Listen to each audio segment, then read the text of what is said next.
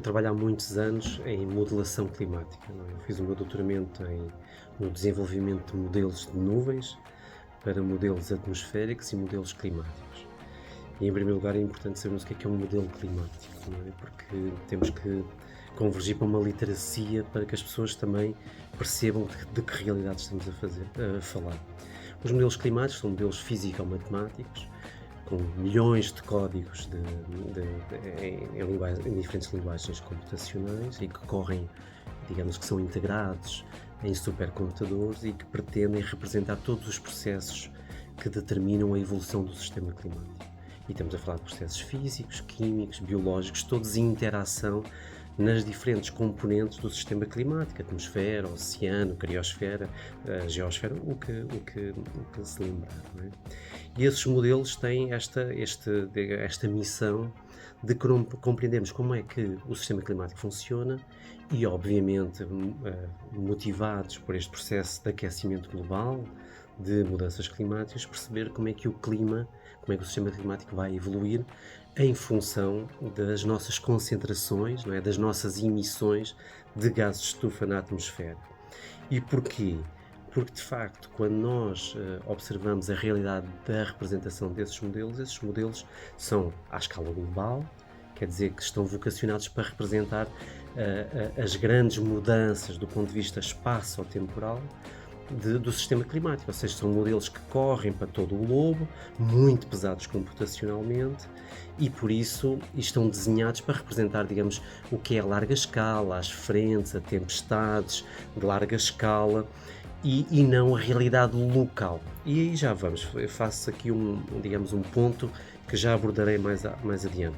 Esses modelos são, de facto, um retrato das equações físicas da mecânica de fluidos que representam o comportamento de um fluido. A atmosfera é um fluido, o oceano é um fluido. E quer dizer que tem uma base científica muitíssimo profunda, vasta e bem alicerçado no conhecimento científico, seja da física, da química e da biologia. E desse ponto de vista, eles representam muitíssimo bem o que é a dinâmica do sistema climático. Claro que não é perfeito, porque nós temos todas as escalas em interação no sistema climático, desde a escala dos centímetros até à escala dos milhares de quilómetros. E temos, do ponto de vista espacial, essa realidade, mas também do ponto de vista temporal.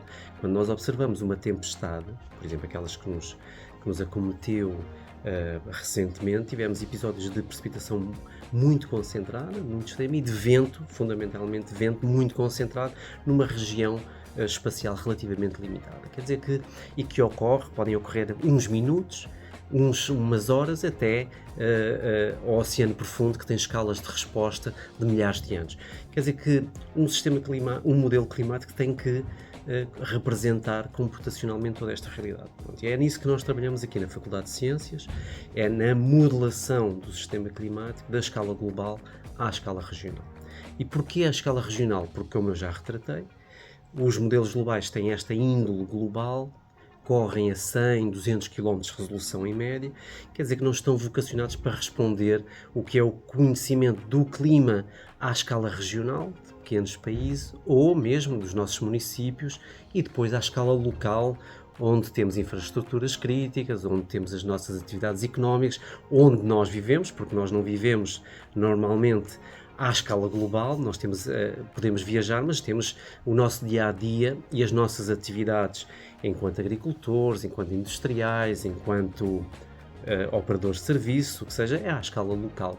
E para isso temos os modelos regionais de clima, que são também modelos físico-matemáticos, mas que são integrados em escalas mais limitadas geograficamente, porque têm este desenho geográfico, para termos uma resolução mais alta, para podermos representar os processos, digamos assim, que definem o clima regional e o clima local. Pronto, isto do ponto de vista físico. Depois, há muitos anos que trabalhamos também com esta questão de termos uma capacidade cada vez maior de observação do sistema Terra. Cada vez temos mais observações. Então, temos desenvolvido há muitos anos métodos, para além dos métodos físicos, dos modelos climáticos, métodos de inteligência artificial, e nós combinamos esses métodos para tirar vantagem da nossa observação da Terra às diferentes escalas, dos métodos de inteligência artificial, para irmos a escalas mais locais, com informação de extremos locais, de atividades locais, toda essa panóplia de informação que nos permite, digamos, perceber melhor a realidade das escalas cada vez mais finas. A escala das cidades, que é uma das escalas que nos interessa mais, porque cerca de 58% da população mundial vive em zonas urbanas, há um padrão crescente do número de pessoas que vão viver em cidades e as grandes emissões, a maior parte das emissões das atividades económicas estão nas zonas urbanas.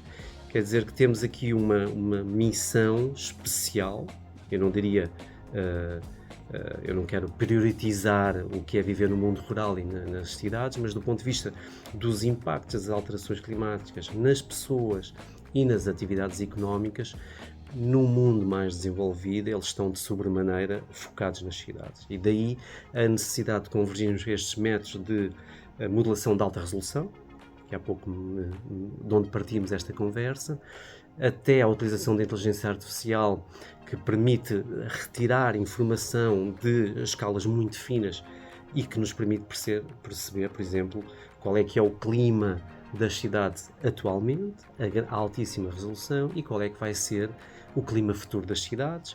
E depois, muito importante, como é que nós podemos também simular a tomada de decisões do ponto de vista do nosso território, do planeamento urbano, da criação de refúgios climáticos, de espaços verdes, a maneira como incidimos sobre políticas de redução de pobreza energética, tudo isso nós podemos modelar. E é nisso que trabalhamos. Ou seja, é um esforço científico alicerçado na física, mas que contamina todas as áreas do saber, onde nós integramos arquitetos, médicos, sociólogos, pessoas especialistas, engenheiros, para precisamente representarmos toda esta realidade e para termos o melhor conhecimento para a tomada de decisão. Para terminar, e que é muito importante, nesta integração de saberes, ela é uma âncora fundamental para respondermos também a esta questão do que é mitigação e do que é adaptação, não é? Nós podemos promover, a mitigação trata, digamos, da redução das emissões de gases de estufa, ou seja, enquanto sociedade, o que é que nós podemos fazer globalmente e localmente para termos menos emissões e mitigarmos o aquecimento global, é isso que chama-se mitigação. Mas depois nós sabemos que estamos num processo já de, digamos, de transformação climática, estamos num processo de alterações climáticas de origem humana, devido a essas emissões. Quer dizer que quanto menos mitigarmos, maiores serão as necessidades de adaptarmos as nossas atividades e o nosso território aos impactos das alterações climáticas. Pronto. O esforço de adaptação tem a ver com o desenho de políticas às diferentes escalas, seja nacional, municipal, regional, pessoal também, para preparar a sociedade para os impactos das alterações climáticas e reduzir esses impactos, reduzir esse fardo, seja salvaguardando a população, seja reduzindo os custos económicos para a nossa sociedade.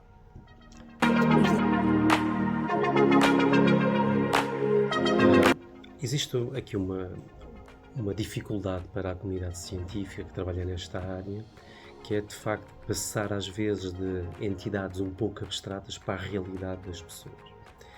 Mas na verdade é porque nós temos, digamos, uma escassa literacia do que é o mundo, não é? Porque nós sabemos que temos atividades, todas as atividades económicas estão ligadas ao clima.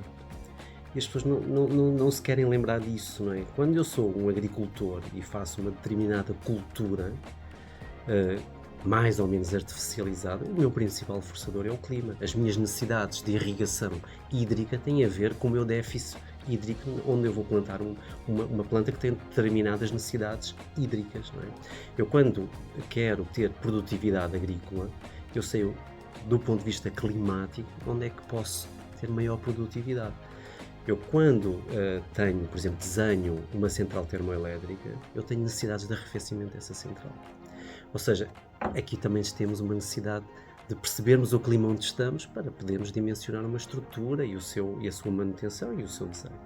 Quando eu estou a falar de turismo, não é? Que é um setor tão caro em Portugal, nós temos o turismo que o clima nos permite. E nós sabemos disso, todos dizem. Portugal é praias e bom tempo. Isso, bom tempo, à escala mais longa, estamos a falar do clima. E nós só vamos continuar a ter turismo se nós conseguirmos satisfazer este requisito, que é as pessoas poderem ir para a praia, terem praia. E nós em Portugal, já tentando responder à sua pergunta, temos um problema de manutenção das nossas praias, por causa da erosão costeira, não é? E se continuarmos a ter bom tempo. E se nós não tivermos progressivamente um alarme social, que hoje em dia os turistas, quando vêm a Portugal no verão, já perguntam às pessoas de onde conseguem obter informação, mas há uma probabilidade de ter aqueles incêndios dramáticos que me vão dar cabo das férias, há uma probabilidade elevada de ter uma onda de calor severíssima em que vamos ter que estar fechados num hotel. Por isso, tudo isto, as pessoas, hoje em dia, como nós vivemos numa sociedade um bocadinho, talvez excessivamente humanizada, no mau sentido, em que tudo está centrado em nós, mas esquecemos que as nossas atividades económicas, em toda a sua dimensão, falamos de energias renováveis, transição energética, ela depende fundamentalmente dos elementos. Se não tivermos água, se não tivermos vento, se não tivermos sol, não temos produção de energia renovável. Quer dizer, que em Portugal, então, que não temos outros recursos endógenos como combustíveis fósseis, que estão, digamos, na geosfera, na litosfera, nós dependemos inteiramente dos elementos e do clima. E essa dissociação faz-nos não perceber coisas que até são relativamente simples, não é?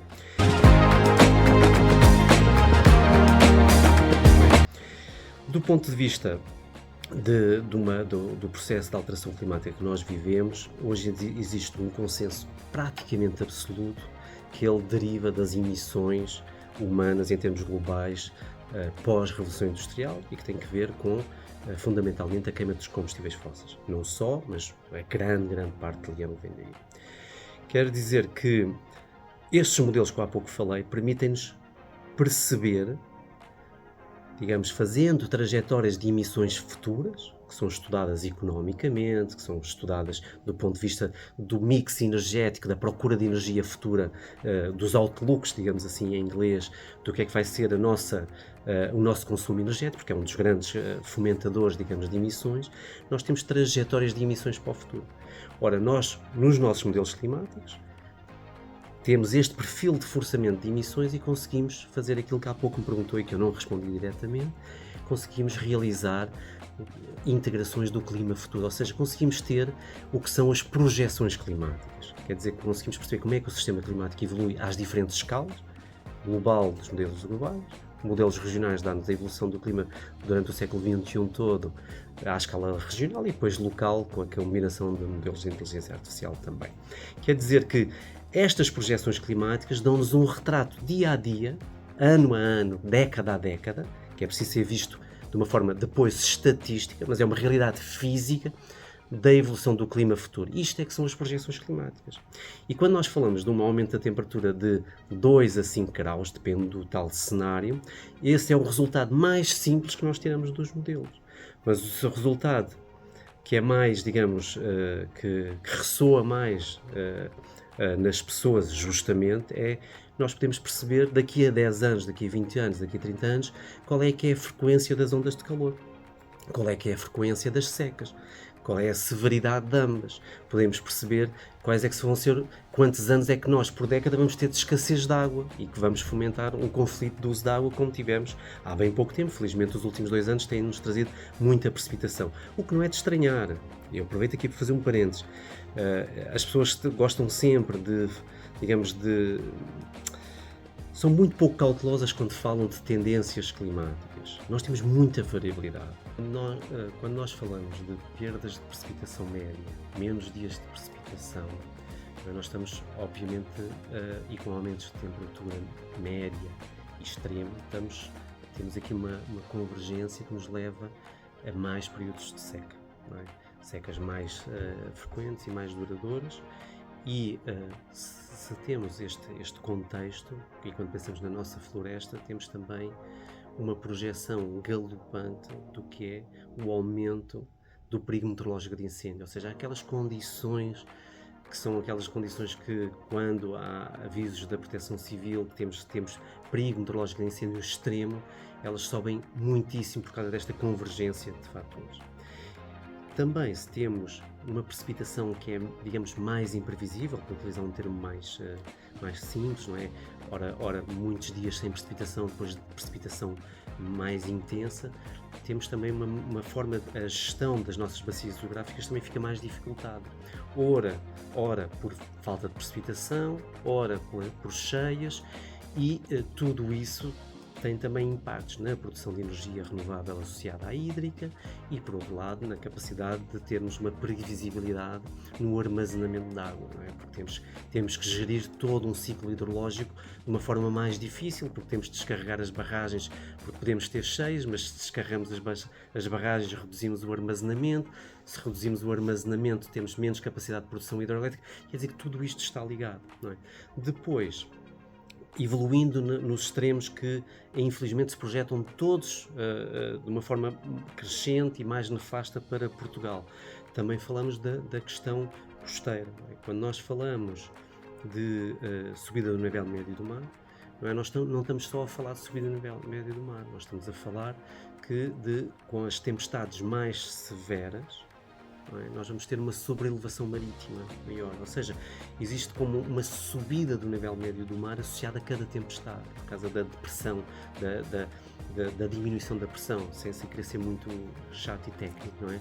E depois temos também uma mudança da agitação marítima por causa do novo posicionamento das tempestades num contexto de alterações climáticas. Tudo isso converge para que tenhamos uma inundação costeira, e temos essas projeções feitas no contexto do Roteiro Nacional para a Adaptação, que nós liderámos cientificamente aqui na faculdade, em que temos muitos quilómetros quadrados da nossa costa, cerca de 600 quilómetros quadrados da nossa costa, que é vulnerável à subida do nível médio do mar, ou seja, do galgamento costeiro na combinação destes fatores.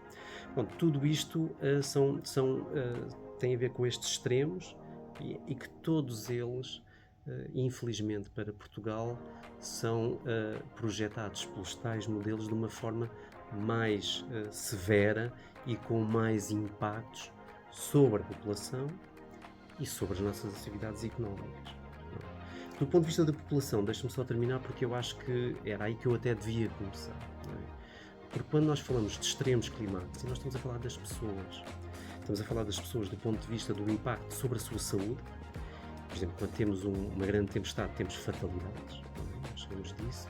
Quando temos uma grande onda de calor, nós temos centenas de pessoas que em Portugal morrem precocemente, normalmente os grupos etários mais vulneráveis, e nós fingimos que isso não existe. E isso, para mim, é uma tremenda injustiça que em Portugal nós não tenhamos consciência de que centenas de pessoas em Portugal morrem de uma forma invisível, porque não preparamos a sociedade para esses mesmos extremos. Não é? Nós falamos tanto de criminalidades e falamos de tantas coisas que são muito importantes, mas depois fingimos que outras pessoas não estão permanentemente digamos, em situação de grande vulnerabilidade e que podem morrer ou ser hospitalizadas ou ter um agravamento da sua condição de saúde devido a estes mesmos extremos climáticos. Depois temos ainda outra questão, não é? É que quando nós temos estes extremos climáticos, nós temos um forçamento do ponto de vista psíquico sobre as pessoas gravíssimo, não é? Nós temos a sociedade do ponto de vista social destruturado, temos as pessoas com sentimento de abandono, temos as pessoas que perdem a sua subsistência porque a sua empresa foi afetada também, o seu posto de trabalho, e quando não é a sua casa. Quer dizer que nós temos uma destruturação da sociedade e que para mim é uma irresponsabilidade, digamos, gritante, quando nós ainda vemos pessoas, não é, a fingir que isto não existe. E repare, isto não tem só a ver com alterações climáticas, Sofia. Isto é uma realidade presente de Portugal, que já era assim e que continua assim. Ora, nós, enquanto sociedade, se queremos ter um desenvolvimento que salvaguarde a população e o nosso desenvolvimento económico, desejavelmente sustentável, porque pode ser mais perene, nós não podemos continuar a fingir que isto não existe. E é para isso que os modelos climáticos servem.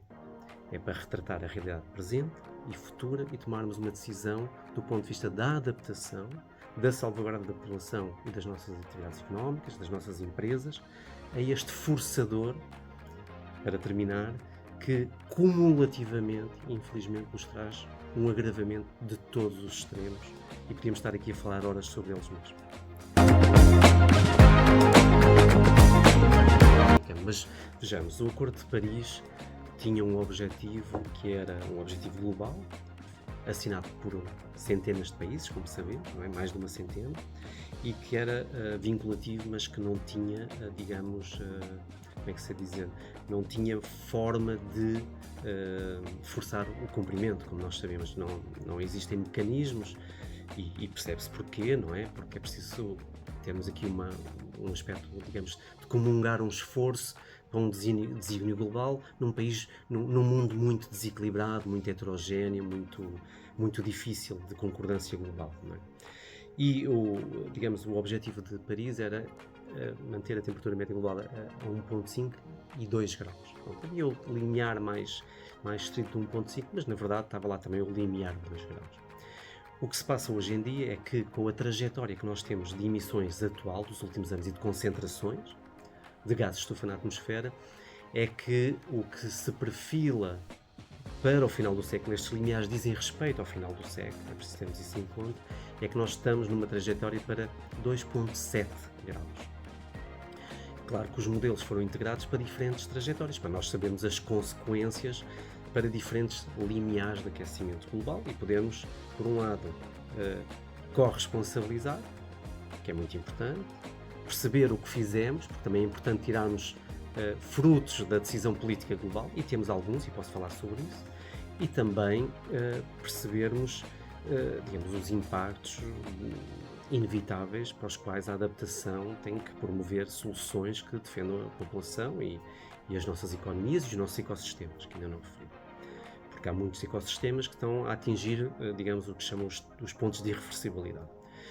Mas esta é a trajetória para onde nós estamos. Mas nós vivemos num contexto geopolítico muito especial, não é? Muito tumultuoso, chamemos-lhe assim. Não é? Nós estamos numa situação quando Paris tem 10 anos, tem mais de 10 anos atualmente, veja-se, não é? As projeções climáticas que nos apontavam que devíamos tentar limitar as emissões têm 40 anos, têm 30 anos, têm 20 anos, foram feitas há 2 anos. Percebe? Nós temos a informação há 40 anos sobre o que é que se está a passar. E há 40 anos que nós temos, digamos, acordos globais para reduzir as emissões e não temos conseguido. Mas é importante dizer que se não tivéssemos feito nada, seria muito pior. Ou seja, as projeções para o final do século, se não tivéssemos feito nenhuma mitigação, eram para 4, 5 graus em termos globais. E, na verdade, a trajetória atual, que é preciso ser vista cautelosamente devido ao contexto geopolítico, não é? E à retirada dos Estados Unidos do Acordo de Paris, e não só, não é? Porque nós vemos que os grandes blocos económicos estão claramente, digamos, a Rússia, ainda há poucos dias fez uma declaração de Putin preocupante desse ponto de vista, a China também, a Índia.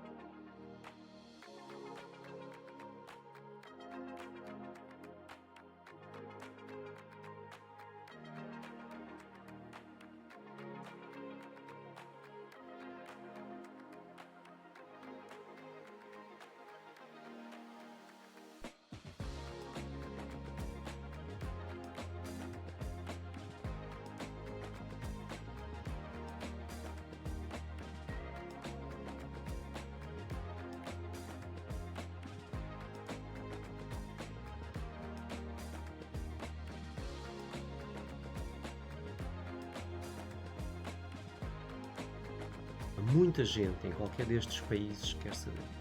Isso é muito importante.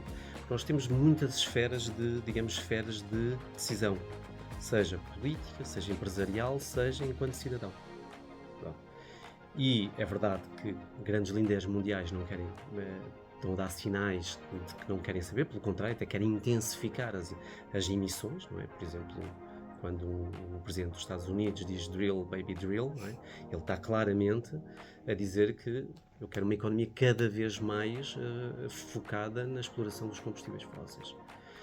E esse cenário, nós modelamos esse cenário. E está lá a dizer Fossil Fuel Development. Não é? Nós sabemos o que vai acontecer nesse caso. O que é que vai acontecer? É os tais 4, 5 graus de aquecimento global, com todos os extremos dramaticamente diferentes. Estamos a falar em bilhões de pessoas continuamente subjacentes a extremos de calor. É que hoje em dia nós temos alguma franja da população que quer fazer alguma coisa e que já está a fazer alguma coisa, também como eleitores. Há pessoas que votam em função de terem um poder político que se preocupe com a sua atividade económica, com o seu bem-estar, com a sua salvaguarda do ponto de vista climático. Percebe que há uma ameaça à integridade dos territórios, há uma ameaça do ponto de vista do desenvolvimento devido às alterações climáticas. Há muitas empresas hoje em dia e muitos estados, por exemplo, norte-americanos, falamos do Trump, mas nós temos estados americanos que são, de facto, relativamente focados numa agenda de neutralidade carbónica, não é? Os Blue States. É a realidade que temos. Nós temos alguns países na Europa, no nosso bloco europeu, não é, que estão-se a borrifar para a agenda climática. Há outros que não é? Têm feito um caminho que é pioneiro, tem ali umas letras pequenas, dizemos assim, não é? Que deslocalizaram a produção industrial para a China e tal. Há ali coisas que não são muito claras, não é? Não são claras, bom, não são ditas normalmente, mas de facto há um caminho feito. E hoje em dia, devo dizer que neste contexto geopolítico tão difícil, em que nós vemos, digamos, alguma inoperância, se não alguma desmobilização do ponto de vista de fazermos face a este problema, como um problema que tem a ver com a nossa economia e com as pessoas e com os nossos ecossistemas, não é um problema ambiental. A mim não, eu, reparo, não preciso me dissociar do discurso ambiental, mas ver as alterações climáticas como um problema ambiental é de uma ignorância profunda. É um problema ambiental também, e nós vivemos num ambiente, não é? Por isso, vê-lo unicamente como ambiental é uma insuficiência de literacia básica do ser humano, para mim. É um problema estratégico das nossas sociedades, dos seus ecossistemas, porque nós vivemos de ecossistemas, vivemos de recursos, vivemos de serviços de ecossistemas, mas não só.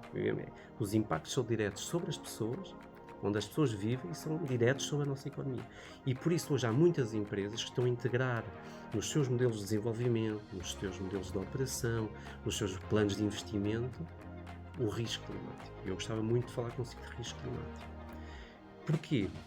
Porque há um valor acrescentado às suas atividades de previsibilidade, de ter em conta um risco como os outros riscos que qualquer atividade económica tem, e que as empresas hoje em dia estão interessadas. Isso é muito importante. E eu, não estou otimista, eu sou otimista noutras coisas, do ponto de vista da concertação global, não estou muito otimista, o contexto geopolítico é muito diferente, mas tenho, digamos, mesmo com muito greenwashing, se quiser-se, coisas que não gostamos porque não são honestas intelectualmente, mas nós sabemos que há muita gente desonesta intelectualmente, senão temos que o perceber, não é? Senão, mas também somos relativamente ignorantes. Mas com toda essa, digamos, esse ruído, existem empresas importantes, multinacionais, com muita capacidade de propagar estas questões nas cadeias de fornecimento, que estão verdadeiramente importadas em mitigar, ou seja, diminuir o seu impacto sobre o clima, sobre as alterações climáticas, e adaptarem-se às alterações climáticas e isto tudo ancorado na questão do aferimento do risco climático para as suas atividades, para os seus planos de investimento. E porquê? As empresas são para fazer dinheiro. Porquê? Porque elas têm vantagens competitivas se estiverem lúcidas em relação ao que se espera. Isso é muito importante. E eu aí vejo em muitos contextos geográficos, seja em países desenvolvidos e seja em países menos desenvolvidos, iniciativas que são importantes e que podem contaminar positivamente a sociedade, porque as pessoas trabalham em empresas, se as empresas tiverem um modelo de negócio que seja que convirja para uma literacia climática, para uma literacia de desenvolvimento sustentável, os trabalhadores também podem aprender, obviamente, essas ferramentas, perceber a sociedade dessa forma, e isso é muito... Eu acho que isso é relevante. Existem uma série de iniciativas do ponto de vista de financiamento, de fundos europeus, também das empresas terem que contabilizar qual é que é o seu dano do ponto de vista climático, não é? Tudo isso, eu não gostava que isso ficasse unicamente subjacente a uma obrigatoriedade regulamentar. Eu gostava que as empresas tivessem a capacidade, obviamente precisam de capacitação, precisam de trabalhar com as pessoas certas, mas que as pessoas observassem a mais-valia de estarem preparadas para este futuro próximo e o futuro mais longínquo, quando se fala de planos de investimentos, de reabilitações de estruturas críticas, não é? De dimensionamento de infraestruturas críticas de salvaguarda da população, tudo isso, não é? Ou seja, estamos a falar de coisas que são verdadeiramente estruturantes na nossa sociedade. Eu penso que, enquanto país, nós temos que sempre, e temos feito, de certa forma, agora, felizmente, com mais intensidade na adaptação, porque a adaptação durante bastante tempo, em termos europeus, digamos que era o parente pobre da ação climática. Agora, de repente, até com o contexto geopolítico, parece que vai ser o parente rico, o que também não é bom, porque nós precisamos de entender que quanto menos mitigarmos, maiores vão ser as necessidades de adaptação. E mais do que isso, maiores vão ser os impactos sobre as pessoas e sobre os ecossistemas e a nossa economia. Por isso, há aqui este triângulo que é preciso ter em conta, não é? Eu acho que a Europa e Portugal têm feito um caminho importante do ponto de vista de descarbonização, da redução das emissões. Eu sou muito favorável a que continue esse caminho.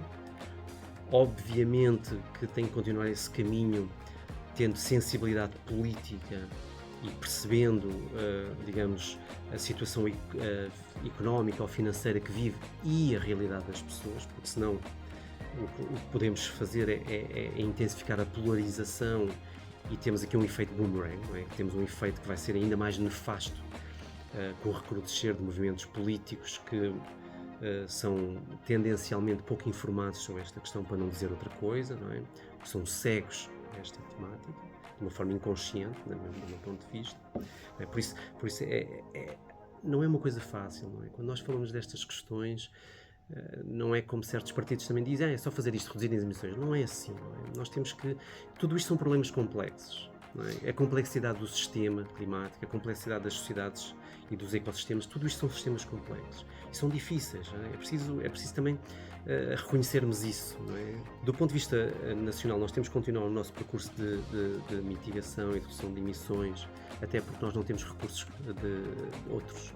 O nosso recurso é o sol, é o vento, são as ondas, não é? Nós temos recurso que é um recurso que promove o nosso desenvolvimento ancorado em energias renováveis. Mas temos desafios tecnológicos, não é? Porque as renováveis são intermitentes, nós temos muita hídrica historicamente, o que é muito bom, porque nos permite fazer uma gestão das renováveis no seu todo mais apropriada, não é? E isso é muito bom. Ou seja, nós temos que potenciar as energias renováveis em Portugal e reduzir as nossas emissões, mas temos esquecido uma parte muito importante e nós não temos investido aí desse lado. Para responder à sua pergunta diretamente, nós temos um sistema de mobilidade que infelizmente tem piorado, não é? Nós sabemos que as emissões associadas às cidades em Portugal estão a aumentar. Isso é de facto retrógrado, é um passo atrás no esforço que já tínhamos feito. E aí temos que fazer um grande investimento em mobilidade suave, séria, mas temos que fazer um grande investimento em transportes públicos com uma componente renovável forte, ou seja, movidos, não é? Nós temos que ter ferrovia a sério, metro a sério, nós temos que ter elétricos a sério e não podemos fingir que não temos um problema na mobilidade nas nossas cidades e que infelizmente está ligado à questão da habitação, não é? Porque nós nos últimos anos, o que nós, do ponto de vista digamos, de uma política, eu diria, ausente do ponto de vista da habitação, votámos as pessoas de subúrbios cada vez mais longínquos, promovemos a ida de pessoas para locais mais longínquos, não lhes dando os transportes públicos adequados do ponto de vista do seu mix energético e para reduzirmos as emissões. E aí estamos por um lado, estamos a tentar resolver um problema e estamos a agravar o problema. Isso foi, para mim, do ponto de vista estruturante do nosso país, uma falta de priorização do que era resolver o problema dos transportes públicos nas nossas cidades. Era fundamental. Cidades e periurbanas, não é só dentro da cidade, porque nós, infelizmente, a maior parte das pessoas já vive fora da cidade, não é? Pronto, aí temos uma questão de prioridade para mim do ponto de vista da mitigação. Do ponto de vista da adaptação, Do ponto de vista territorial, e já vou às cidades, do ponto de vista territorial, nós temos um desordenamento urbano terrível. E por causa de termos um desordenamento urbano terrível, nós temos um problema de incêndios terríveis, temos um problema de cheias terrível, temos um problema de não salvaguardarmos a nossa população destes mesmos extremos. Não protegemos a nossa população. E obviamente que nós temos que ter aqui, já estou um pouco farto do pacto, nós temos, do termo, não é? Nós temos que ter aqui uma visão política que seja multilegislatura, de reordenarmos o nosso território relativamente àqueles extremos todos que eu falei há pouco, muito na nossa faixa costeira, não é? Porque nós temos inundações costeiras e fluviais em convergência entre quase todas as nossas cidades costeiras, de pequena e grande dimensão, que é um problema gigante. E nós aí, mais uma vez, temos de ter a sensibilidade, não é? Não podemos dizer tem que se ir embora daqui. Não. Infelizmente, vamos ter que ter faseamento destas medidas de adaptação, algumas de acomodação de estruturas, de proteção costeira, outras de promover a deslocalização de certas atividades económicas ou de certas habitações que recorrentemente estão sob este problema das inundações, mas apoiar as pessoas, não é só apoiar depois da catástrofe, é preventivamente apoiar as pessoas. E aí nós temos de ter um grande papel de priorização do investimento pré-catástrofe, preventivamente, porque senão depois gastamos de repente 4 mil milhões de euros e parece que não é nada, não é? E se nós investíssemos 4 mil milhões de euros em adaptação no nosso território, faríamos tanta coisa, e só estamos a falar de uma tempestade. Eu penso que do ponto de vista das nossas cidades, eu não quero ser excessivamente centrado nas cidades de grande dimensão, estou a falar das pequenas cidades, dos pequenos aglomerados urbanos, do ponto de vista rural. Nós temos que ter uma literacia para o risco diferente. Não é? Se nós perguntarmos às pessoas, não é, o que é o risco, se perguntarmos aos políticos o que é o risco, eles não sabem. Como é que eles podem tomar decisões certas sobre o risco? Não podem. Nós temos um problema de educação, de literacia e temos um problema de cegueira. Não é? Quando nós falamos de risco, nós falamos da combinação de fatores. E deixe-me explicar isto porque eu vou convergir para a resposta à sua pergunta. Quando nós falamos de risco, falamos dos extremos, da perigosidade, dos diferentes extremos, a perigosidade sobre o nosso território, sobre a nossa cidade. Quando falamos do risco, temos esta componente. Depois temos uma componente que é muito importante, que é a exposição. Onde estão as pessoas, onde estão as infraestruturas, não é? Porque se nós não tivermos uma casa num leito cheia, não há risco. Há a cheia, mas não há pessoas afetadas, não há atividade económica. Temos uma exposição. E depois temos também a vulnerabilidade, a maneira como construímos. Não é? Se nós construirmos uma casa acomodada, por exemplo, num leito cheia, ou seja, com fundações de 2 metros, eu não estou a dizer que devemos preconizar isso, só estou a dar um exemplo simples, obviamente que a probabilidade da cheia atingir diretamente a casa é muito menor, é vulnerabilidade. O risco depende da perigosidade, da exposição e da vulnerabilidade. E quando nós olhamos para o território, não podemos só olhar, vem um vento extremo e tal. Não, nós temos que perceber onde estão as pessoas e qual é a sua vulnerabilidade a esse mesmo evento. E aqui nós conseguimos quantificar o que é o risco climático territorial das cidades e das nossas populações e das nossas atividades económicas e dos nossos ecossistemas. E dessa forma nós podemos tomar decisões e podemos fomentar e não assustar as pessoas, o que é uma tomada de decisão. Não é? Se nós formos a um presidente de uma junta de freguesia e lhe explicarmos este triângulo com alguma simplicidade, dizendo, se nós temos estas casas aqui, nós temos uma projeção de uma frequência de inundação em que esta inundação ocorre todos os 10 em 10 anos e agora vai ocorrer todos os anos, por exemplo. Ora, mas temos lá uma casa que está muito exposta, não é? E que é muito vulnerável, então obviamente tem um risco muito elevado, então temos que tomar uma decisão sobre isso. Eu acho que os municípios, porque estão próximos das pessoas, e na verdade, não é? Nós sabemos que os municípios, às diferentes escalas, da junta de freguesia, das paróquias, têm uma ligação direta com as pessoas muito favorecida e podem fazer aqui um caminho que requer capacitação, que requer recursos humanos dentro dos municípios, mas podem fazer um caminho de literacia para o risco, as pessoas perceberem aquilo que estão expostas, as empresas perceberem aquilo que estão expostas. E isso acho que era muito importante para depois isto fazer aqui um feedback, uma realimentação positiva no sistema, que é as pessoas perceberem que um Presidente da Câmara, um Presidente da Junta de Freguesia que, digamos, que está nesta lógica de pensamento, merece o seu voto, merece a sua confiança, as instituições merecem a sua confiança, não é? Tudo isto se propaga de uma maneira positiva, não é? De outra maneira, o que nós fazemos é que vemos uma erosão das instituições a todas as escalas, que é o que nós temos assistido em Portugal sempre que existe um extremo climático. Nós em Portugal somos avessos à prevenção. Não é? Nós, naquele contexto, não é? O IPMA emitiu vários avisos vermelhos e com muito, digamos, depois podemos testemunhar, não é? Com muito acerto. Não é?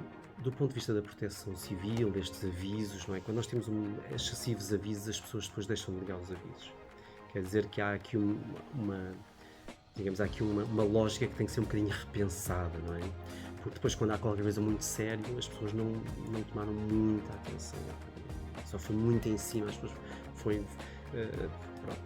e desse problema, lá está, precisamos de outros saberes.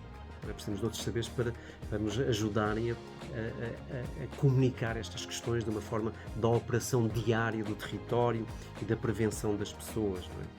E há aí um caminho a fazer-se. O que eu acho que há é que nós não temos um sistema de prevenção precoce, um chamado Early Warning System para estas questões que seja claro e que seja bem dimensionado ao nosso território e às nossas comunidades locais, não é? Porque nós não podemos dizer só que vem de vento extremo, temos que, digamos, ter a capacidade de transmitir uma informação que defenda as pessoas, que as pessoas saibam como atuar. E saibam como atuar em diferentes partes do território. E esse é o problema, não é? Porque nós não temos, por exemplo, falam-se tanto de apps para tudo. Ora, obviamente nós devíamos ter uma app muito clara do ponto de vista do que é a disseminação de um aviso grave, um aviso vermelho, das suas recomendações em relação à proteção das pessoas e das estruturas envolvidas, não é? Mas que fosse muitíssimo, mas que tivesse, digamos, uma espacialização clara, porque senão as pessoas dizem, isto é para ali para cima, não quer saber. Bom, e desse ponto de vista há muito caminho a fazer. A montante disto tudo, obviamente que nós temos que ter, digamos, a tal aferição, mas do risco climático territorial muito mais profundo e que permita às pessoas perceberem qual é que vai ser o risco futuro e que tenham que tomar medidas de adaptação aos seus telhados, não é? Ter telhados, por exemplo, que são telhados mais com fixação, não é? Estruturas industriais que não podem ter aquele dimensionamento porque tempos a tempos voam completamente e provocam também danos nas zonas contíguas, não é? Tudo isso tem que ser visto de uma maneira muito mais integrada e tem tudo a ver com uma coisa que em Portugal não se gosta, que é a prevenção. Às vezes nós tendemos a ser um bocadinho socialmente paternalistas, as pessoas não sabem, que é um bocadinho desconsiderante. Eu desse ponto de vista, eu acho que é um grande caminho nos nossos diferentes níveis escolares de educação, e que vai ter eco, digamos, em gerações, não é? Há uma questão também de literacia e depois de capacitação dos atores, não é? Dos atores a diferentes esferas, sejam empresariais, sejam políticos, sejam académicos, não é? Isso sem dúvida nenhuma. Há todo um caminho a fazer-se, mas eu acho que não nos devemos demitir da nossa responsabilidade individual. Mas como estas questões dos extremos climáticos são sistemas muito complexos e nós temos uma certa tendência psicológica para esquecer rapidamente estas ocorrências, não é? Eu acho que eu penso que há um dever dos decisores das diferentes esferas de terem uma liderança nesse processo, mas uma liderança informada, não paternalista e que dê tempo a que as transformações no sistema educativo, com a integração destes saberes no sistema educativo e na capacitação, que, digamos, depois temos uma informação mais homogénea, mais ativa e menos reativa. Dá uma sensação. Muitíssimo grande, cada vez mais. Eu acho que Não devia ser o contrário. os políticos cada vez sabem menos de ciência. Nós vemos digamos, eu não quero ser injusto, não é? Obviamente temos exceções para tudo mas nós temos uma política médio em português não quer saber de ciência, absolutamente não. Nem do ponto de vista da sua cultura geral, nem do ponto de vista do que é a sua incumbência enquanto servidor público. E isso é um grande problema. Eu acho que temos exemplos fascinantes, temos pessoas, temos decisores políticos que têm de facto uma capacidade e têm uma vocação tremenda para absorver informação, não sendo às vezes das áreas deles, não é? Porque a maior parte deles são advogados, não é? Ou são... Mas também tem pode haver uma integração mais nas equipas. Sim, claro. É necessário essa... Mas torna as coisas mais difíceis. Eu não sou defensor que os cientistas não devem ser políticos. Se quiserem, podem ser. Mas não é isso que eu defendo. Eu acho que os cientistas não têm que decidir nada. Que seja muito claro. Ou os investigadores, se quiserem. Eu não me considero cientista, eu sou um investigador. Mas eu acho que a ignorância dos decisores políticos do que é a ciência que nos circunda diariamente, em tudo, é um problema grande. É um problema grande.